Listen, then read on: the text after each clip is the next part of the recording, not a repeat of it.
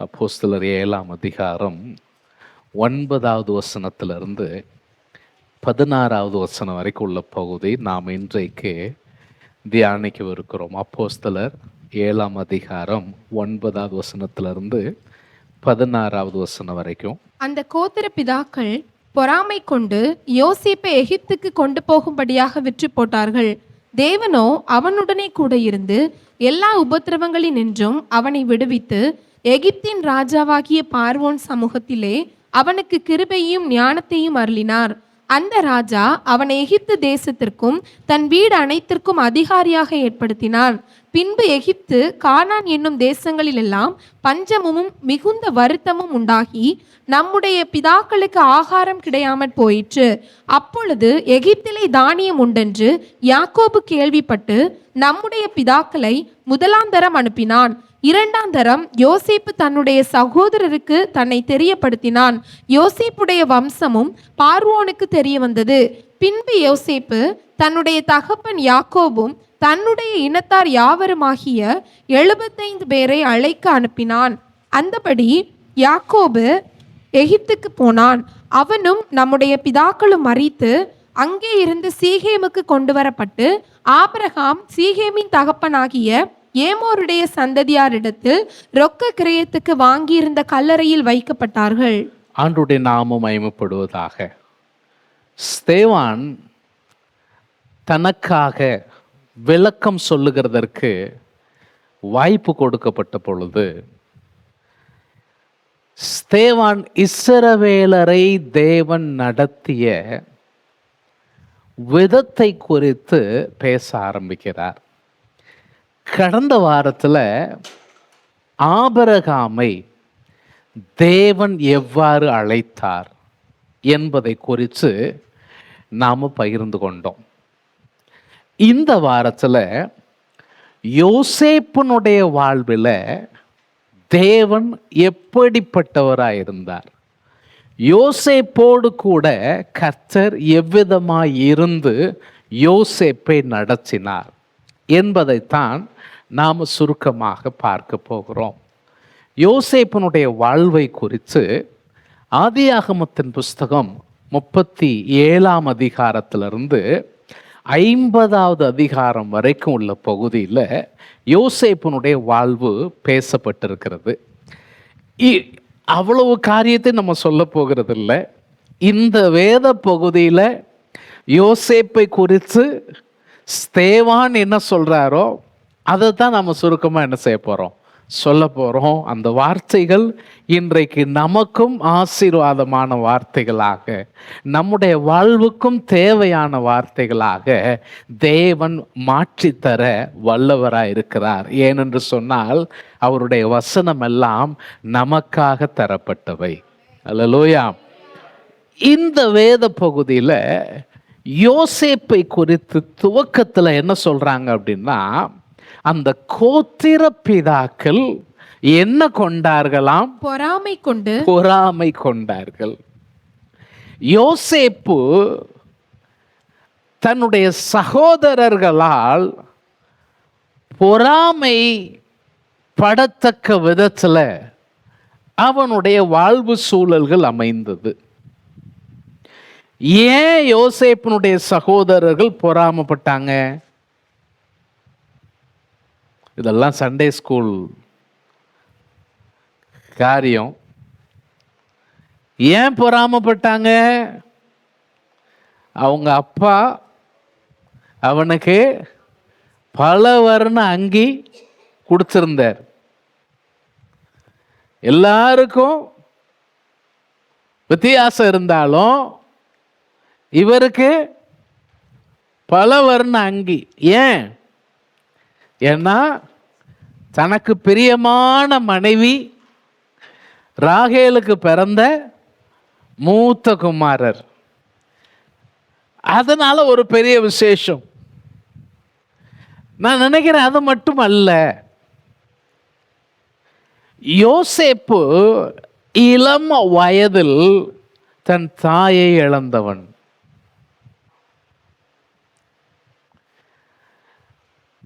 இதை அநேக நேரங்களில் நாம கவனிக்க தவறிடுறோம். ஒரு தாயினுடைய பராமரிப்பு இல்லாம, தாயினுடைய அன்பு இல்லாம குழந்தைகள் வளர்க்கப்படுவது என்பது அது அவ்வளவு லகுவான ஒரு வாழ்க்கை முறையா இருக்க போவதில்லை. அன்றைக்கு நாளும் கூட்டு குடும்பங்கள் அப்படிங்கிற அமைப்பு இருந்துச்சு. அதனால யாரோ ஒருத்தர் பராமரித்து வளர்த்துருவாங்க. ஆனால் இன்னைக்கு இருக்கக்கூடிய கால சூழல்களில் தாயோ தகப்பனோ இல்லாம சிங்கிள் பேரண்டிங் என்கிற முறையில் அந்த பிள்ளைகள் வளர்க்கப்படுவது என்பது அது மிகப்பெரிய சவாலான காரியம்தான். அநேக பிள்ளைகளுடைய வாழ்க்கையில் இந்த யாரோ ஒருத்தர் இல்லாத நேரத்தில் அந்த பிள்ளைங்க ஸ்கூலில் மற்ற எல்லாருக்கும் பெற்றோர் வருகிறத பார்க்கும்போது அந்த பிள்ளைகளுடைய மனசில் ஒரு இழப்பு, ஒரு கஷ்டம் இருக்கும். சில குடும்பங்களில் தகப்பன் இருப்பாருங்க, தாய் இருப்பாங்க, எல்லாம் இருப்பாங்க. ஆனால் அந்த தாயும் தகப்பனும் ரெண்டு பேரும் சேர்ந்து போடுற சண்டை, அதை அந்த பிள்ளைகள் பார்த்துட்டு வேற குடும்பங்களில் இருக்கிற தாய் தகப்பன்களை பார்க்கும்போது அந்த பிள்ளைகளுக்கு நமக்கு இப்படி ஒரு அம்மா அப்பா இருந்திருக்க கூடாதா? பொதுவாக குடும்பத்தில் நடக்கிற சண்டைகள் இந்த பிள்ளைகளுடைய வாழ்க்கையை பாதிக்கிறது, பிள்ளைகளுடைய எதிர்காலத்தை பாதிக்கிறது, அவருடைய படிப்பை பாதிக்கிறது.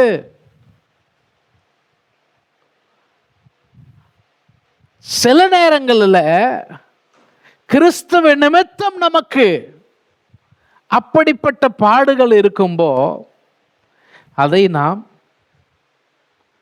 ஏற்றுக்கொண்டுதான் போக வேண்டும். சில பிள்ளைகளுடைய வாழ்வில் இது மாதிரியான கடினமான பாதையை இளம் வயதில் கடந்து போகிறதற்கு கர்த்தர் அனுமதிக்கிறார். நமக்கு பல்வேறு நேரங்களில் ஒரு கேள்வி வருது, கடவுள் ஏன் இப்படி என்னைய மட்டும் ஒரு கடினமான பாதையில் நடத்தணும்? என்ன கொஞ்சம் லகுவா நடத்தி இருக்க கூடாதா? யோசேப்பு கேட்டிருப்பான், எங்க அப்பா எனக்கு இப்படி ட்ரெஸ் எடுத்து கொடுத்ததுக்கு நான் என்ன செய்ய முடியும்?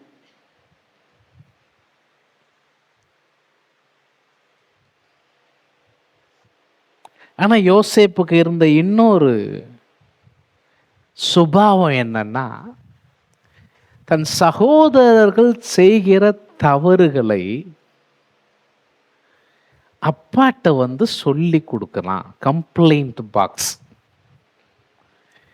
அது பொதுவாகவே இந்த இளைய பிள்ளைகள் அவங்களுக்கு அது கை வந்த கலையான செய்யும் இருக்கும். சில நேரங்களில் அவங்க செய்கிற தப்புகளையே மூத்தவங்கள்ட்ட மாட்டி விட்டுருவாங்க, மூத்தவங்கள சொல்லி. அதெல்லாம் நம்ம குடும்பங்களில் பார்த்துட்டு வர்ற விஷயம்தான். ஆனா இங்க என்ன நடக்கு, இவங்க செய்யக்கூடிய தவறுகள் எல்லாம் அப்படி அச்சு பிசகாமல் அப்பாவிடம் வந்து தலைவர் ஒப்பித்து விடுகிறார். அதனால இப்போ கூடுதல் கொஞ்சம் என்ன வருது, கோபம் வருது, வேகம் வருது. இந்த இத்தினோண்டு பயலா இருந்துட்டு நம்மளை போட்டு கொடுத்துட்டு இருக்கான். இதோட சேர்ந்த இன்னொரு விஷயம், அவன் கண்ட 2 கனவுகள். என்னது? கனவு. இப்ப யாரும் கனவு கண்டுட்டு இருக்கிறீங்களா?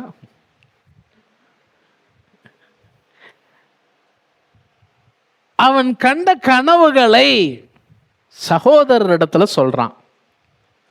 எப்பா, உங்க அரிக்கட்டுலாம் சாஷ்டாங்கமா ஏன் அரிக்கட்டுக்கு முன்னால விழுந்து கிடக்கு. அப்பமே இந்த சுல்லானுக்கு என்ன ஆசை பாரு, இவன்லாம் நம்மளை என்ன செய்ய போறானா? ஆளுகை செய்ய போறானா. அடுத்த கனவு என்னது? சூரியனும் சந்திரனும் நட்சத்திரங்களும் இவரை வணங்குச்சான். இப்போ அண்ணன்மாரு அப்பாட்ட போட்டு கொடுத்துட்டாங்க. இவ்வளவு நாள் இவன் போட்டு கொடுத்தான், இப்ப அண்ணன்மாரு போட்டு கொடுக்கான். அப்பா இவனை கூப்பிட்டு கடிந்து கொள்ளுகிறார். நானும் உன் தாயாரும் சகோதரர்களும் தரை மட்டும் குனிந்து உன்னை வணங்க வருவோமோ என்று அவனை கடிந்து கொண்டான்.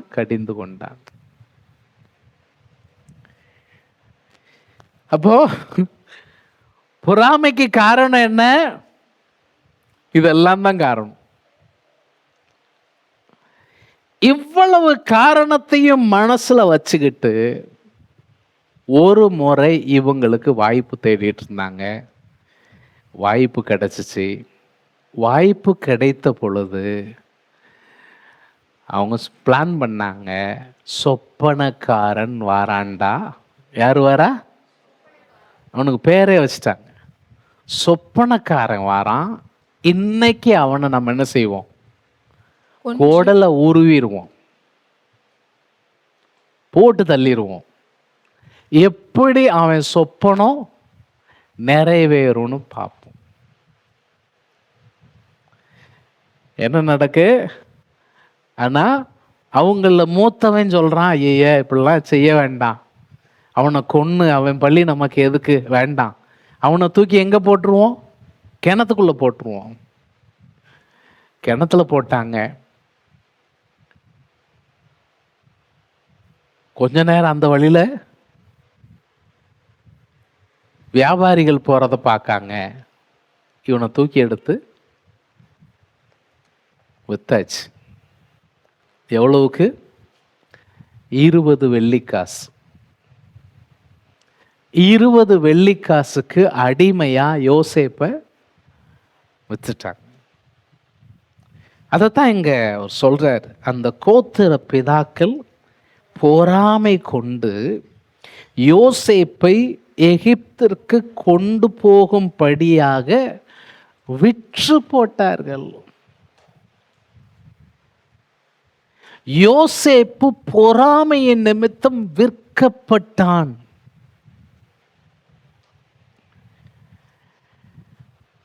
ஆனா நாட்கள் உருண்டோன்றினது. கர்த்தர் யோசேப்போடு கூட இருந்தார். ஏன்னா அடுத்த வசனம் அதான் சொல்லுது, தேவனோ அவனுடனே கூட இருந்தார். என்ன ஆச்சரியமான விஷயம் பாருங்க.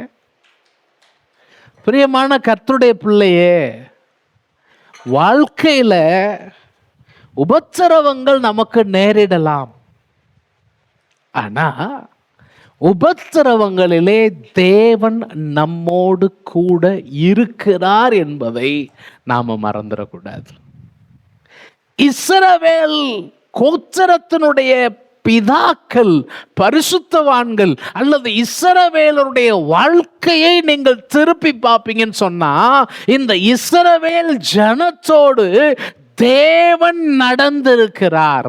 அவர்களுடைய சங்கடங்களில் அவர் கூட இருந்திருக்கிறார்.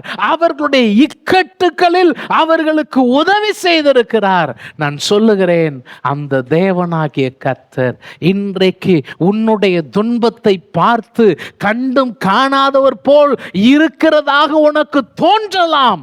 ஆனால் உண்மை அது அல்ல.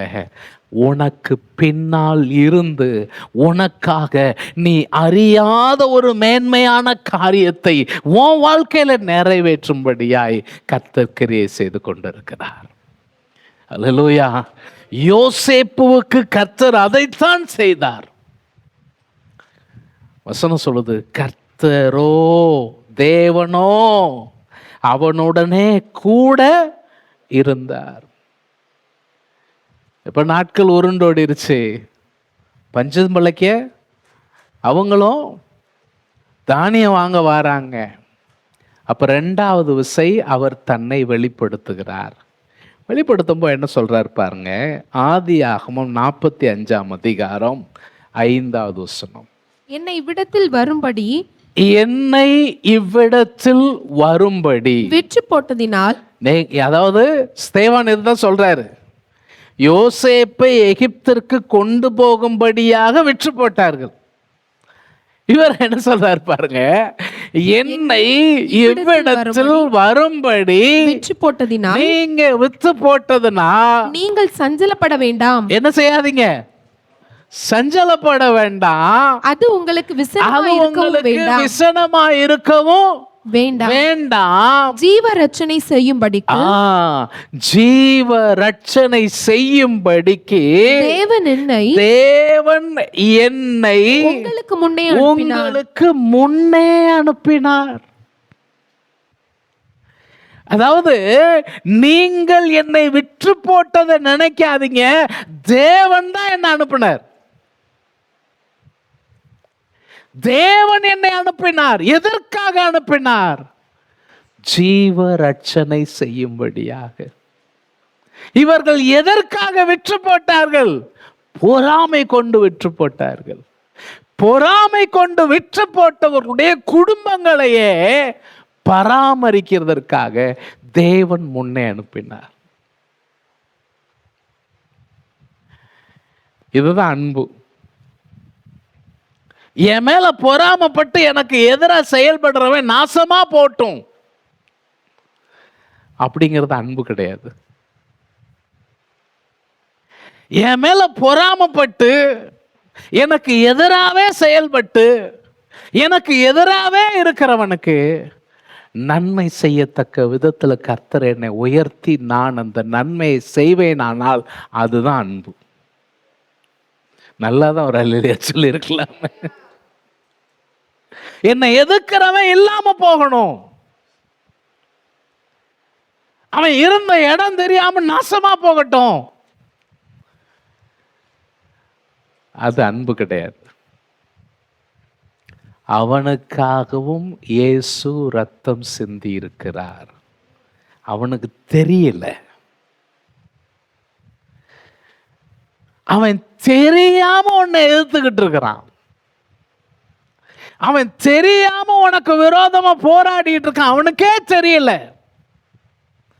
இயேசு சிலுவையில் சொன்னார் பாருங்க, பிதாவே இவர்களுக்கு மன்னியும், தாங்கள் செய்வது இன்னதென்று அறியாதிருக்கிறார்கள். அடிக்கடி இந்த ஜெபத்தை நம்ம சொல்லணும். சொன்னோம்னா நமக்கு பகை வராது, கசப்பு நம்ம உள்ளத்துல சேராது. கசப்பு நம்ம உள்ளத்துக்கு ஆகாது. அது ஒரு பிளாக் மாதிரி. அது நம்ம வாழ்க்கை ஓட்டத்துல பிரச்சனையை கொண்டு வந்துடும். அதை நம்ம என்ன செஞ்சிடணும்? அகற்றி விட வேண்டும். எனக்கு இதை வாசிக்கும் போது ரொம்ப சந்தோஷமா இருந்துச்சு. நீங்கள் சஞ்சலப்பட வேண்டாம், உங்களுக்கு விசனமா இருக்க வேண்டாம், தேவன் என்னை உங்களுக்கு முன்னே அனுப்பினார். நான் நல்லா தாங்க இருந்தேன், இவங்கெல்லாம் என்னை கட்டங்கட்டி தூக்கி என் வாழ்க்கையை நாசமாக்கிட்டாங்க. இன்னைக்கு நான் இப்படி இருக்கிறதுக்கு காரணம் அவங்க அவங்க அவங்க அவங்க.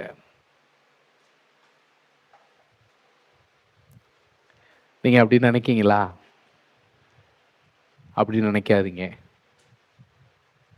நம் தேவனாகிய கர்த்தர் தீமையை நன்மையாய் முடிய பண்ணுகிற கர்த்தர். யாரும் உங்க வாழ்க்கையை தீர்மானிக்க முடியாது. உங்க வாழ்க்கையை தீர்மானித்து நடத்துகிறவர் உங்க கூட இருக்கிற உங்கள் தேவனாகிய கர்த்தர். அது ஒருபோது நீங்க உங்க மனசை விட்டு விளக்கவே கூடாது. அவங்க எனக்கு பிரச்சனையா இருக்காங்க, இவங்க எனக்கு பிரச்சனையா இருக்காங்க, இந்த காரியம் எனக்கு விரோதமா இருக்கு, அது எனக்கு எல்லாமே எனக்கு விரோதமா தான் இருக்கு. கர்த்தர் உன் கூட இருக்கார். கர்த்தர் உன் கூட இருக்கிறார். வேதம் சொல்லுது, கர்த்தர் நம்முடைய பட்சத்தில் இருப்பாரே ஆனால் நமக்கு விரோதமாய் நிற்பவன் யார்? நீங்க 50ஆம் அதிகாரத்துக்கு வந்தீங்கன்னா, யாக்கோபு இறந்து போயிருந்தார். இறந்ததுக்கு அப்புறம் தங்கள் சகோதரர்களுக்கு பயம் வருது. இப்ப அப்பா போயிட்டாரு, நம்ம செஞ்ச தப்ப நினைச்சு நம்ம சகோதரன் நம்மளை பழி வாங்கிடுவானோ, அதனால ஆளை அனுப்பி உங்க அப்பா உயிரோடு இருக்கும்போது இந்த மாதிரி செஞ்சிடக்கூடாதுன்னு சொன்னார்னு சொல்ல வைக்கான். அவன் அவர்களை கூப்பிடுறான். கூப்பிட்டு அவங்க எல்லாம் நெடுஞ்சாங்கடையா சாஷ்டாங்கமா விழுந்துருந்தாங்க. அப்ப அவன் சொல்றான் அவங்கள பார்த்து, 50ஆம் அதிகாரம் 20வது 21வது வசனத்தை பாருங்க. நீங்கள் எனக்கு தீமை செய்ய நினைத்தீர்கள். நீங்கள் எனக்கு தீமை செய்ய நினைச்சீங்க. தேவனோ, ஆனால் தேவனோ இப்பொழுது நடந்து வருகிறபடியே வெகு ஜனங்களை உயிரோடு அதாவது உங்களை மட்டும் கிடையாது, நம்ம குடும்பத்தை மாத்திரம் கிடையாது, வெகு ஜனங்களை உயிரோட காக்கும்படிக்கு அதை நன்மையாக முடிய பண்ண. இன்னைக்கு காலையில டிவோஷன்ல நான் பேசிட்டு இருந்தேன். யோசேப்பு அரசனுக்கு அடுத்த நிலையில தெரிந்து கொள்ளப்பட்ட பொழுது 7 வருஷம் நல்ல பலனுள்ள காலங்கள், செழிப்பான காலங்கள். வேதம் சொல்லுது, அந்த 7 வருஷத்துல அவனுக்கு இருந்த அந்த செழிப்பின் காலத்துல அவன் பல இடங்களில் பெரிய பெரிய பண்டக சாலைகளை கட்டி தானியங்களை எல்லாம் சேர்த்து வச்சானா. அது எப்படி சேர்த்து வச்சானா, கடற்கரை மணலத்தனையா என்ன செஞ்சானா, சேகரித்து வைத்தான். எதுக்காக? என்ன ஆண்டவர் சொல்லியிருக்கிறாரு, அடுத்த 7 வருஷம் என்ன வரப்போகுது, பஞ்ச காலம். அங்க வசனம் சொல்லியிருக்கோம், எகிப்து தேசம் எங்கும் பஞ்சம் பயங்கரமா வந்தப்போ ஜனங்கள் பார்வோனிடத்துல போய் முறையிடுவாங்க. பார்வோன் ஜனங்களை பார்த்து சொல்லுவாரு, நீங்க யோசிப்பிட்டு போங்க, அவன் உங்களுக்கு சொல்லுகிறபடி செய்யுங்கள். எனக்கு இந்த வார்த்தை வாசிக்கும்போ புதிய ஏற்பாட்டுல மரியாள் சொன்ன அந்த வார்த்தை தான் ஞாபகம் வரும். அவர் உங்களுக்கு சொல்லுகிறபடி செய்யுங்கள். இங்கே யோசேப்பை குறித்து அப்படி சொல்றாங்க. அப்ப யோசேப்பு என்ன செய்யறான், தானியங்களை அவர்களுக்கு விற்கிறான். யோசேப்பு தானியங்களை எகிப்து தேசத்துக்கு மாத்திரம் விற்கல. அதை நீங்க வாசித்தீங்கன்னா அந்த எகிப்து தேசத்தை சுற்றி இருக்கிற பகுதியிலும் பஞ்சம் இருந்தது. அந்த பகுதியிலெல்லாம் என்ன இல்லை, தானியம் இல்லை. ஏன்னா எகிப்திற்கு இப்படிப்பட்ட ஒரு ஞானம் நிறைந்த தேவ ஆவியினால் நிரப்பப்பட்ட ஒரு மந்திரி கிடைச்ச மாதிரி சுற்றி இருக்கிற தேசங்களிலே இல்லை. மற்ற தேசங்களுக்கும் இந்த தேசத்துக்கும் உள்ள வித்தியாசம் என்னன்னா, கர்த்தர் இவனோடு கூட இருந்தாரு. இந்த தேசத்திற்கு தானியம் இருந்தது. இந்த தேசத்திற்கு தேவையான ஆகாரத்தையும் தந்து சுற்றி இருக்கிற தேசங்களுக்கான ஆகாரத்தையும் தருகிற அளவிற்கு தேவன் அவனை ஆசீர்வதித்தார்.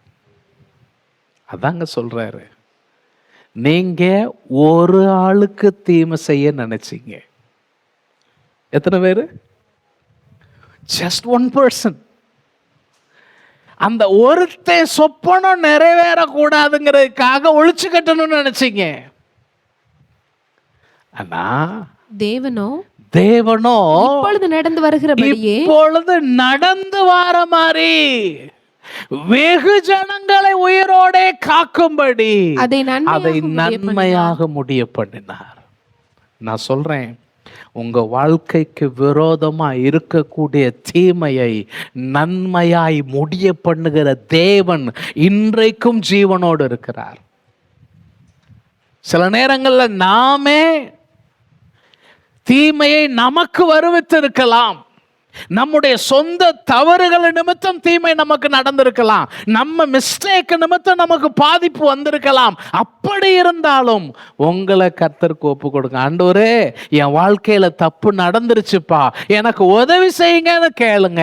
அந்த தீமையையும் அந்த பாதிப்பையும் உங்களுக்கு விலக்கி போட்டு உங்க வாழ்க்கையில நன்மையை தருகிறதற்கு என் தேவனாகிய கர்த்தர் போதுமானவராக இருக்கிறார். அல்லேலூயா, அல்லேலூயா. அப்போ பொறாமை, இந்த பொறாமை விற்க வைத்தது. ஆனால் விற்கப்பட்டவனோ அவன் தனிமையாக விடப்படவில்லை. அவனோடு தேவன் இருந்தார். அவன் கூட தேவன் இருந்தார். இப்ப கிட்டத்தட்ட இதே மாதிரி தான் அப்போஸ்தலர் நடபடிகள்லையும் நடக்கு. அப்போஸ்தலருக்கு மேல் பொறாமை கொண்டுதான் அவங்களை கொண்டு போய் ஜெயில வச்சாங்க. 5ஆம் அதிகாரத்துல வாசிச்சோம்.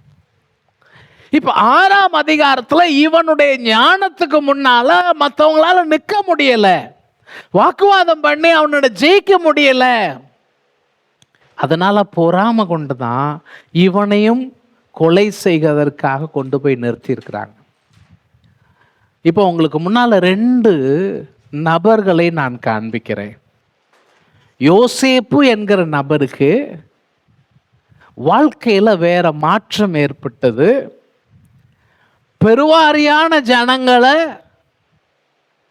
உயிரோட காக்கிறதற்கு ஒரு பெரிய தலைவனா ஆண்டவர் அவரை உயர்த்தினார். இப்ப அப்படியே நீங்க இந்த சித்திரத்தை யாரோட கம்பேர் பண்ணுங்க? ஸ்தேவானோடு கம்பேர் பண்ணுங்க. ஸ்தேவானுக்கு விரோதமாய் மக்கள் எழும்பினார்கள். அது பொறாமை நிமித்தம் தான் நடந்துச்சு. ஆனால் இந்த செய்தி முடிஞ்ச உடனே ஸ்தேவானை கல்ல கொண்டு எரிஞ்சு கொண்டு போட்டுருவாங்க. அப்ப இது எப்படி நன்மை ஆகுமா?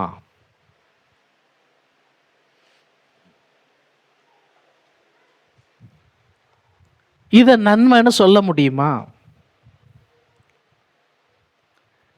இது தீமை இல்லையா அப்படின்னு கேட்டா, இல்ல, இதுவும் நன்மைதான். ஏன்னா ஸ்தேவானை குறித்த தேவனுடைய திட்டத்தை அவன் நிறைவேற்றி முடிச்சிட்டான். அவன் கல்லை கொண்டு எரியப்படுமோ அந்த பகுதிக்கு வரும்போது நம்ம அதை விரிவா பேசுவோம். அவன் மகிமையின் தேவனை தரிசிக்கிறான், இயேசு கிறிஸ்துவை தரிசிக்கிறான், தன் சொந்த கண்களினால் காண்கிறான். கண்டு சொல்றான், இயேசுவே என் ஆவியை ஏற்றுக்கொள்ளும், என்ன கல்லை கொண்டு எறிகிறவங்கள மன்னியும் அப்படின்னு ஜெபம் பண்றான். இந்த தவறை இவர்கள் மேல் வைக்காதிரும், சுமத்தாதிரும். விளைவு என்ன தெரியுமா? இவன் வாழ்க்கை முடிஞ்சிருச்சு. சாட்சிக்காரனா இருந்த சவுலு பின் நாட்கள்ல எந்த நம்பிக்கையை அழிக்க வேண்டும் என்று இருந்தானோ அந்த நம்பிக்கைக்காக தன் வாழ்க்கையே பணயம் வைக்க முன்னேறி வந்தான். இன்னைக்கு அந்த பவுல் எழுதின நிருபங்கள் தான் புதிய ஏற்பாட்டை நிரப்பி இருக்கு. கிட்டத்தட்ட 13 நிருபங்கள் அவர் என்ன செஞ்சிருக்கிறார், எழுதி வச்சிருக்கிறாரு. அப்போ நமக்கு சில நேரத்தில் இது தீமை இது நன்மைன்னு நம்ம யோசிப்போம். ஆனால் தேவன் அதை வேற மாதிரி யோசிப்பார். அப்போ நான் இதில் உங்களுக்கு சொல்லி கொடுக்குற ஒரு ரொம்ப முக்கியமான பாடம் என்னன்னு கேட்டால், தேவன் என்னை எவ்வளவு காலம் வச்சிருக்கிறார் அப்படிங்கிறது எனக்கு விஷயம் கிடையாது. தேவன் என்னை வைத்திருக்கிற காலத்தில் நான் எப்படி உப்பாக வெளிச்சமாக என்னை சுற்றி இருக்கிற மக்கள் மத்தியில் தேவனுக்கு சாட்சியாய் வாழ முடியும். இன்னைக்கு ஆராதனையில் நம்ம சொன்னோம் பாருங்க, என்னையும் ஆசீர்வதியும், என்னையும் சாட்சியாக மாற்றும். உங்க வாழ்க்கை சுற்றி இருக்கிற மக்களுடைய வாழ்வில் தாக்கத்தை ஏற்படுத்தணும். அதை தான் தேவன் என்ன செய்றார், எதிர்பார்க்கிறார். அதைத்தான் தேவன் எதிர்பார்க்கிறார். சரி, இது முதல் பகுதி. நம்ம அப்போஸ்தலர் 7ஆம் அதிகாரத்துல 10வது வசனம், தேவன் அவனுடனே கூட இருந்து எல்லா உபத்திரவங்களினின்றும், என்னங்க சொல்லுங்க, எல்லா உபத்திரவங்களினின்றும் அவனை விடுவித்து, அவன் என்ன செஞ்சாரா, அனைத்து உபத்திரவங்களிலிருந்தும் அவனை விடுவிச்சார். விடுவிச்சு அதுல பின்பகுதியில சொல்லி இருக்குது, அந்த ராஜ சமூகத்திலே அவனுக்கு கிருபையும் ஞானத்தையும் அருளினார். நீ கஷ்டமான வழியில உபத்திரவங்களில் கடந்து போகும் பொழுது உனக்கு தேவன் கிருபையும் ஞானத்தையும் தருகிறார். யோசேப்புக்கு வந்த உபத்திரவம் எத்தனை நாள்ல நீங்குச்சு யாருக்காவது தெரியுமா? யோசேப்புக்கு வந்த பாடுகள் எத்தனை நாள்ல சரியா போச்சு? யோசேப்பு 17 வயசுல அடிமையா விற்கப்பட்டார். எத்தனை வயசுல? யோசேப்பு பார்வோனால் உயர்த்தப்பட்ட பொழுது 30 வயசு. எத்தனை வயசு? அப்ப 30க்கு 17 கழிச்சா எத்தனை வருஷம் அவனுக்கு உபத்திரவம் இருந்துச்சு? எத்தனை வருஷம்? ஒரு நாள் பரவாயில்ல, 2 நாள் பரவாயில்ல, 1 வருஷம் கூட தாங்கிக்கலாம். இத்தனை வருஷமா? ஆனா அத்தனை வருடங்களிலும் அவனுக்கு உபத்திரவம் என்பது அப்படியே நீடித்து கொண்டே போகவில்லை. அவைகளுக்கு இடையிலே அவனை தூக்கி குழியில போட்டாங்க. குழியிலிருந்து மேலே எழுப்பி கொண்டு போய் போத்திபார் வீட்டில் அடிமையா வைத்தாங்க. ஆனா அந்த போத்திபார் வீட்டில் தேவன் அவனுக்கு சகாயம் பண்ணினார். அவன் செய்கிற காரியம் எல்லாம் காரிய சித்தி உள்ளவனா இருந்தான். விளைவு என்ன? அந்த குடும்பத்துல அந்த வீட்டினுடைய நிர்வாகம் அனைத்திற்கும் இவன் தலைவன் ஆயிட்டான். மிகப்பெரிய உயர்வு கிடைச்சிருச்சு. ஆனாலும் அவன் இன்னும் அடிமைதான். உயர்வு கிடைத்தாலும் என்னதான் ஸ்தானம்? அடிமை என்கிற ஸ்தானம் தான். இப்படி கொஞ்ச காலம் போச்சு. ஆனா அதுக்கு முட்டுக்கட்டையா அந்த குடும்பத்திலிருந்தே அவனுக்கு சோதனை வந்தது. அதிலும் அவன் தேவனை மகிமைப்படுத்தினான். அது நிமித்தம் அவனுக்கு பாடு வந்துச்சு. நீதி நிமித்தம் அவனுக்கு பாடு வந்துச்சு. ஏமாத்தி பாடுபடுறது கிடையாது. உண்மை நிமித்தம் அவனுக்கு பாடு வந்துச்சு. சிறையில கொண்டு போய் போட்டாங்க. சிறைச்சாலையிலும் தேவன் தயவை ஏற்படுத்தினார். அப்ப நான் என்ன சொல்ல வரேன், உங்களுக்கு இருக்கக்கூடிய உபத்திரவம் உடனே போயிடணும்னு நீங்க நினைக்க வேண்டியதில்லை. ஆனா அந்த உபத்திரவங்களுக்கு மத்தியில உங்களுக்கு தேவையான தயவை தேவன் தருகிறார், உங்களுக்கு தேவையான பலத்தை தேவன் தருகிறார், உங்களுக்கு தேவையான ஞானத்தை தேவன் தருகிறார். அல்லேலூயா. அதைத்தான் நாம இங்க வாசிக்கிறோம். எனக்கு பிரச்சனையே வேண்டான்னு ஜெபம் பண்ணாதீங்க. எனக்கு எல்லாமே ஸ்மூத்தா இருக்கணும்னு ஜெபம் பண்ணாதீங்க. ஆண்டவரே, என்ன நிலைமையில் நான் இருந்தாலும் நீர் என்னை நடத்த வல்லவர் அப்படிங்கிற நம்பிக்கையோட நான் உம்மை பிடிச்சுக்கிறேன், கடந்து போக எனக்கு உதவி செய்யுங்கப்பா.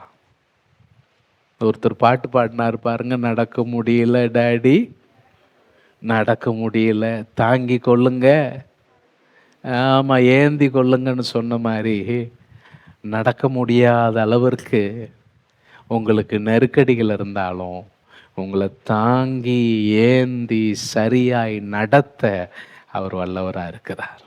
அல்லேலூயா. அதனால யோசேப்பு பொறுத்திருக்க வேண்டி இருந்துச்சு. ஆனா அவனுடைய பொறுமையில தேவன் அவனுக்கு உதவி செய்தார். உபத்திரவத்தை குறித்து பவுல் என்ன சொல்றார்?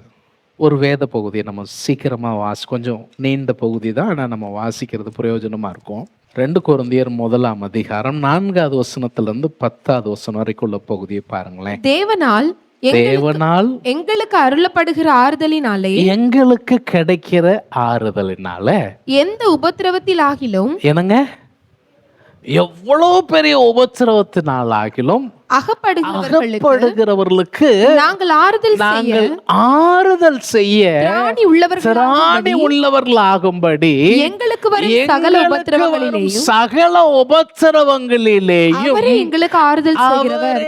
எங்களுக்கு ஆறுதல் செய்கிறவர். ஒரு ஆமென் சொல்லுங்க. அல்லேலூயா. இவர் என்ன சொல்றாரு? எங்களுக்கு வருகிற சகல உபத்திரவங்களிலேயும் எங்களுக்கு ஆறுதல் செய்கிற தேவனாகிய கர்த்தர் எங்களோடு இருக்கிறார். அது மட்டுமல்ல, நான் இந்த கடினமான பாதையை கடந்து போன பின்பு இந்த மாதிரி பாதையில கடந்து போகிற அநேகருக்கு நான் ஆறுதல் சொல்ல முடியும்.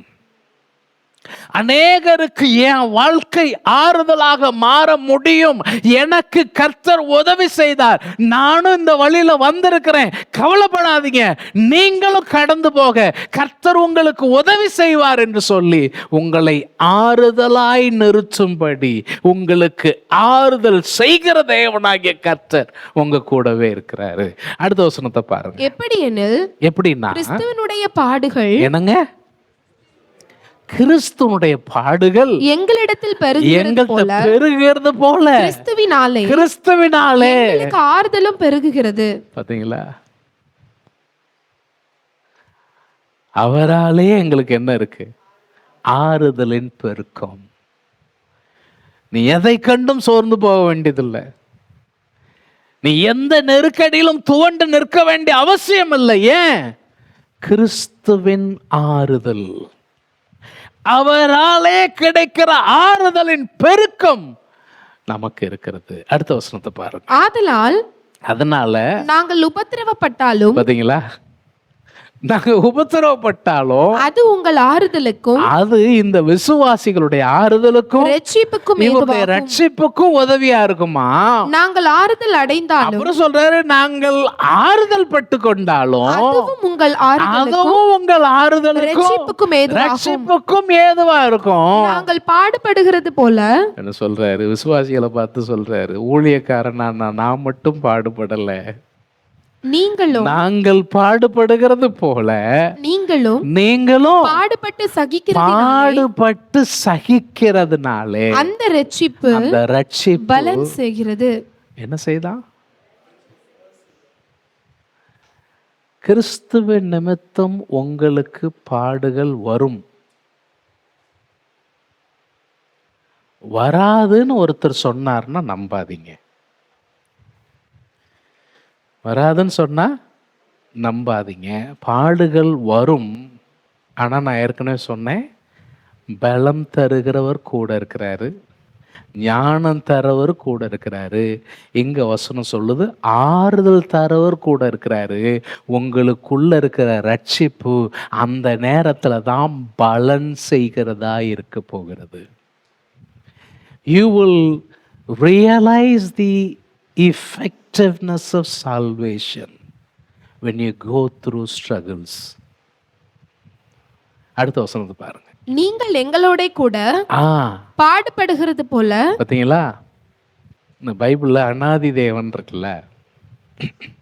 ஒருத்தர் ஜெபம் பண்ணாராம், ஆண்டவரே நீரும் அனாதை, நானும் அனாதை, என்னை பார்த்துக்கணும். அவருக்கு அனாதி தேவன்னா அனாதை தேவன் அவர் புரிஞ்சுக்கிட்டார். அந்த மாதிரி இவங்க, நானும் பாடுபடுத்தேன், நீங்களும். தாவீது கூட சேர்ந்த ஒரு 600 பேரை சொல்லியிருப்பாங்க. முறுமுறுக்கிறவர்கள், கடன்காரர்கள், கஷ்டப்பட்டவங்க, இப்படி ஒரு கூட்டம் என்ன செஞ்சுச்சான், சேர்ந்துச்சான். பவுல் சொல்றார், நீங்கள் எங்களோடு கூட பாடுபடுகிறது போல எங்களோட கூட எங்க கூட ஆறுதலும் அடைகிறீர்கள் என்று நாங்கள் அறிந்து உங்களை குறித்து உறுதியான நம்பிக்கை உடையவர்களாய் இருக்கிறோம். நம்பிக்கை உடையவர்களா. அதாவது எனக்கு உபத்திரவனா நான் அதைரியப்பட்டு நம்பிக்கை இல்லாம போக வேண்டிய அவசியம் இல்லை. எனக்கு நம்பிக்கை இருக்கு. என்ன நம்பிக்கை? என் கூட கர்த்தர் இருக்கிறார், எதுவும் என்னை பாதிக்காது, அவரால் எனக்கு ஆறுதல் நிச்சயம் இருக்கு, அவர் எனக்கு உதவி செய்வார். அந்த உறுதியான நம்பிக்கை உடையவர்களா நாங்க இருக்கிறோம். ஆகையால் சகோதரரே, அதனால சகோதரரே, ஆசியாவில் எங்களுக்கு நேரிட்ட உபத்திரவத்தை நீங்கள் அறியாதிருக்க எங்களுக்கு மனதில்லை. எவ்வளவு உபத்திரவம் வந்துச்சு? பிழைப்போம் என்கிற நம்பிக்கை அற்று போகத்தக்கதா எங்கள் பலத்துக்கு மிஞ்சின. என்னமா? எங்க பலத்துக்கு மிஞ்சின அதிக பாரமான வருத்தம் எங்களுக்கு உண்டாயிற்று. அதாவது பவுல் இந்த எக்ஸ்ட்ரீமா எழுத சொன்னா அவரை மாதிரி எழுத முடியாது. இதுல உள்ள வார்த்தை எல்லாம் கவனிங்களேன். பலத்துக்கு மிஞ்சினது, அதனாலே கஷ்டம்தான். பலத்துக்கு மிஞ்சிச்சுன்னா முடிஞ்சு போச்சு. அப்புறம் அதிகமா, அதுக்கப்புறம் பாரமா, அதுக்கப்புறம் வருத்தமா.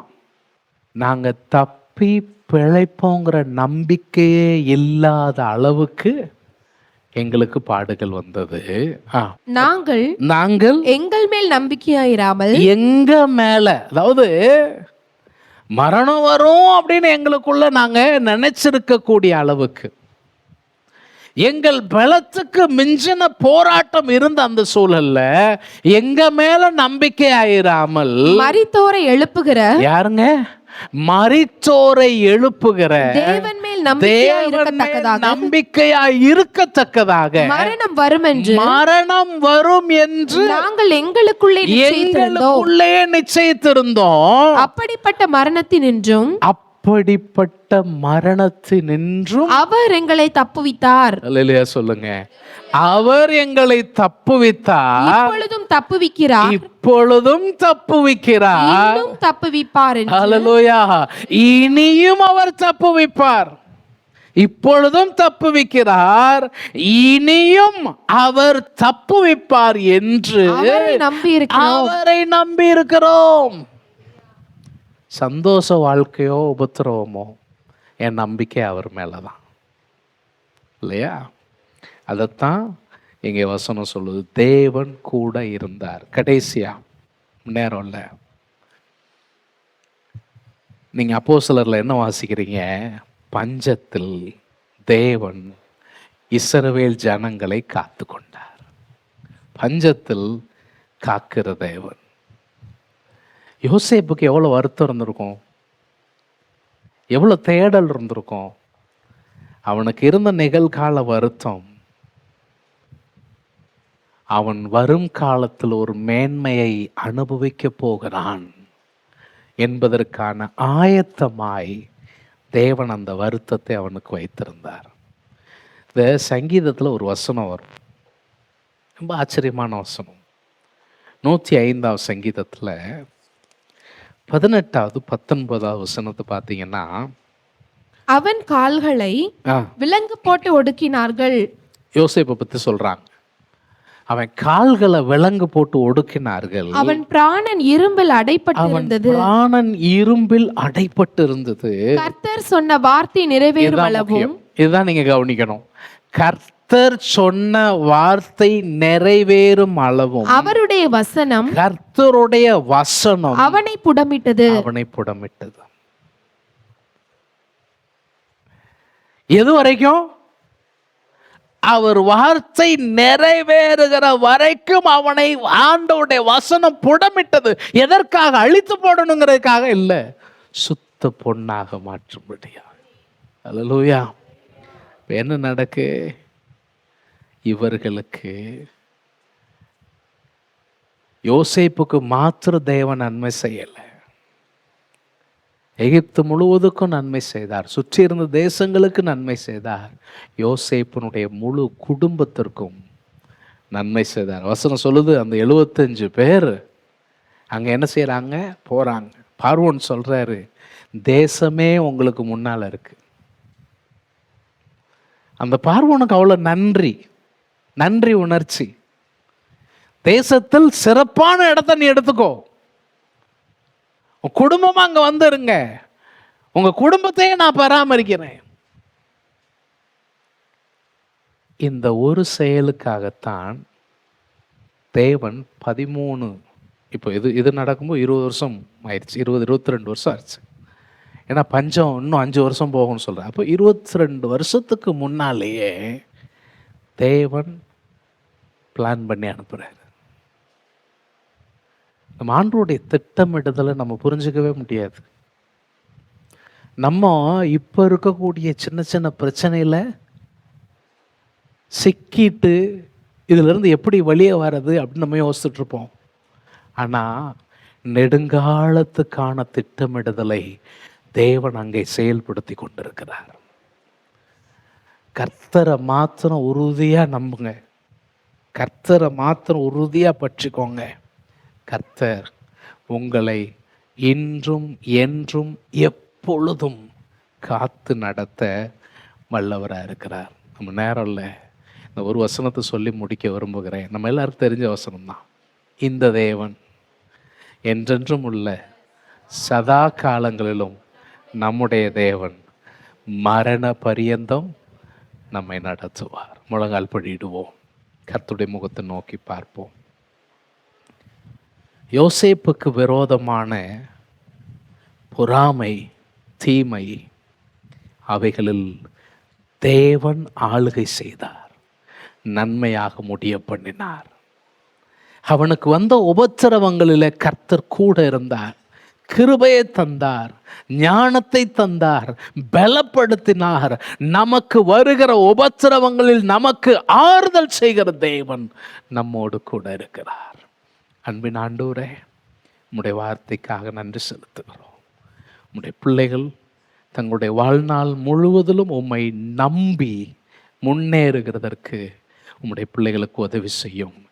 எந்த போராட்டமும், எந்த உபத்திரவமும், எந்த எதிர் வல்லமையும் ஆண்டவரே உம்முடைய பிள்ளைகளை அப்பா இடர பண்ணாத படிக்கு, ஒன்றிலும் அசைந்து போகாத படிக்கு உறுதியாய் உம்மில் முன்னேற உம்முடைய பிள்ளைகள் ஒவ்வொருவருக்கும் உதவி செய்யும். இந்த மாதம் முழுவதிலும் கர்த்தருடைய மகிமை உம்முடைய பிள்ளைகளை தாங்கட்டும். இயேசுவின் நாமத்தில் பிதாவே, ஆமென், ஆமென்.